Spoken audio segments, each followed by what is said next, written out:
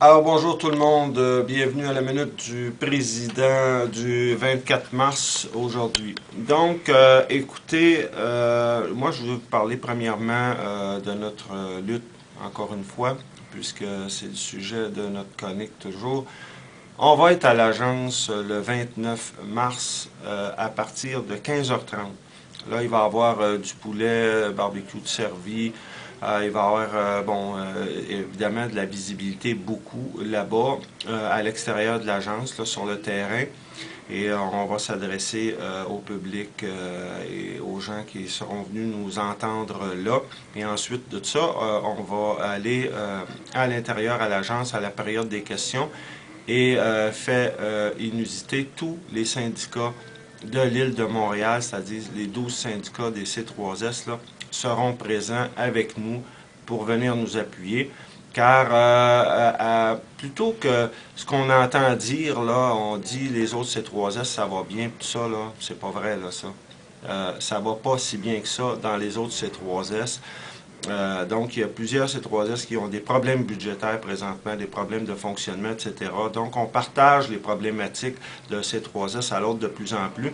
Évidemment, Jeanne Mance, étant donné son déficit important, évidemment, a été le fer de lance de tout ça.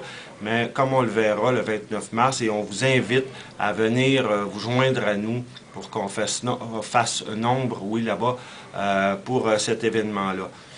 Il y a aussi dans cette même lutte-là, vous savez, la petite marmite aujourd'hui va déposer une pétition à l'Assemblée nationale pour préserver, pour garder, pour sa pérennité, là, donc pour continuer son œuvre et pour garder tous ces gens-là bénévoles. On le rappelle, là, écoutez, là, on est en train d'assassiner ici un service bénévole de première qualité.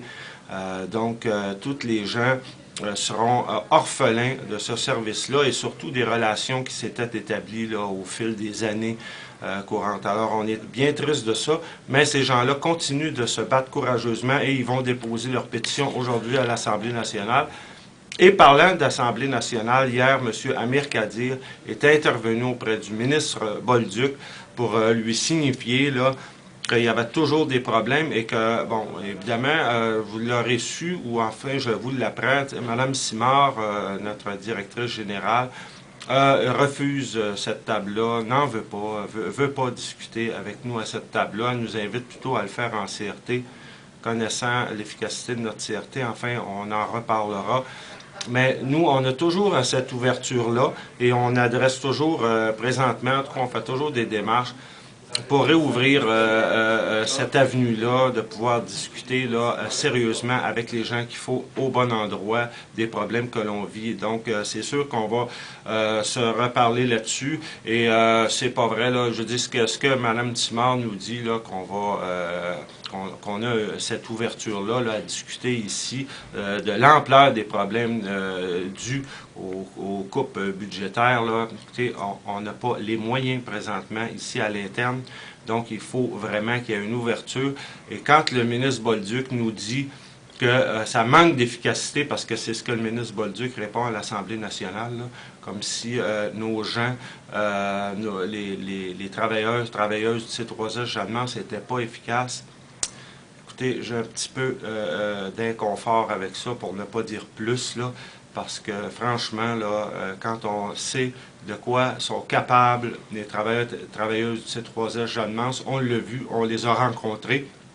On a fait une tournée très exhaustive dans tous les services pour voir les problèmes qui vivaient ces gens-là.